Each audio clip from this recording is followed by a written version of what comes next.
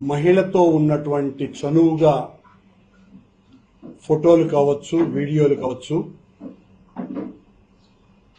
ఎవరో బయటికి వదిలిన తరువాత అది ప్రపంచవ్యాప్తంగా ఉన్నటువంటి హిందువుల మనోభావాలన్నీ కూడా తీరని విధంగా దెబ్బతిని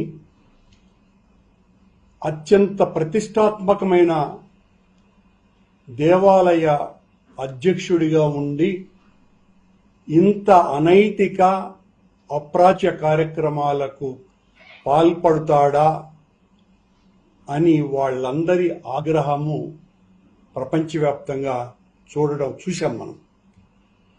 వాళ్ళందరూ కూడా ఇలాంటి వ్యక్తిని అధ్యక్షుడిగా కొనసాగించటము అంటే వెంకటేశ్వర స్వామిని అవమానపరచటమే అని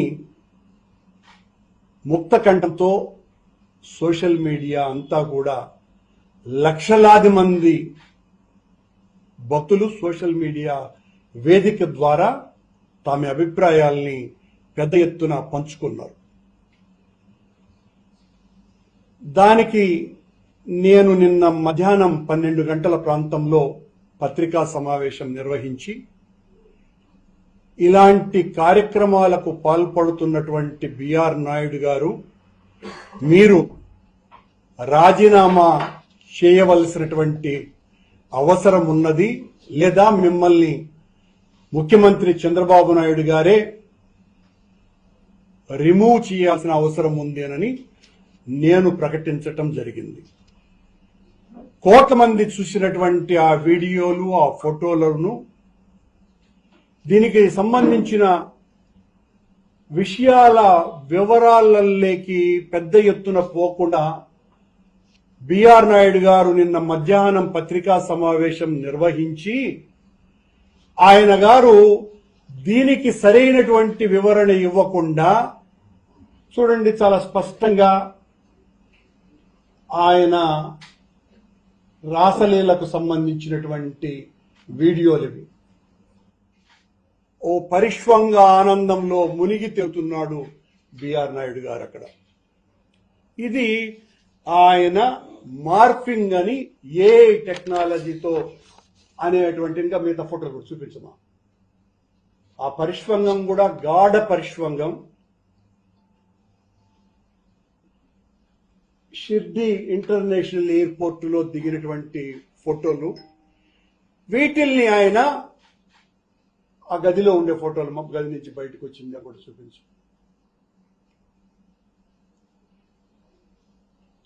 ఇద్దరు ఆవిడ కాళ్ళ మీద కాలేసుకొని కూర్చుంది. ఈ వీరి విన్యాసం కూడా చూడండి, బిఆర్ నాయుడు గారి విన్యాసము. దీని మీద ఆయన వివరణ, వాళ్లకు మాకు 30 ఏళ్ల అనుబంధం ఉంది, ఆ ఆత్మీయ అనుబంధం పెద్దది, నా గురించి మాట్లాడతావా రా అని నా మీద, మా నాయకుడు జగన్మోహన్ రెడ్డి గారి మీద, మా సుబ్బారెడ్డి మీద ఇష్టం వచ్చినట్టుగా మాట్లాడాడు. మేము ఆయన ప్రెస్ మీట్ పెట్టిన తర్వాత ఈయన యొక్క వీడియో నిజమా కాదా అని అనుమానం మాకు వచ్చి, ఏ నిర్ధారణకు సంబంధించి అనేక సంస్థలు ఉన్నాయి ప్రపంచవ్యాప్తంగా, అలా ఒక సంస్థ ద్వారా దానిని పరిశీలించేటువంటి పని పడితే ఆ సంస్థ ఇచ్చినటువంటి రిపోర్ట్ ఇది ఏమాత్రము కూడా ఏ టెక్నాలజీతో చేసినటువంటిది కాదు, స్పష్టంగా ఇది నిజమైనటువంటి వీడియో అని వాళ్ళు ప్రకటించినటువంటి విషయం మీ ముందర ప్రవేశపెడుతున్నాం. ఈ బిఆర్ నాయుడు ఆయన నేను దుర్యోధన సమానుడు అనుకుంటున్నాడు. దుర్యోధనుడి కంటే చాలా అహంకారంగా వ్యవహరిస్తున్నాడు. ఆయన ఏమన్నా తిట్టినా కూడా చెల్లుబాటు అయిపోతుంది అని నన్ను, మా నాయకుడిని ఇష్టం వచ్చినట్టుగా అరే తొరే అని. బిఆర్ నాయుడు నిన్ను అనలేక కాదు, నీలాంటి చెప్రాసి పనికిమాలినోడు లఫంగులను గురించి కూడా మేము ఆలోచించటమానని మీకు కూడా అలాంటి పదప్రయోగాలు ఎందుకునని మాకు తెలియకేం కాదు.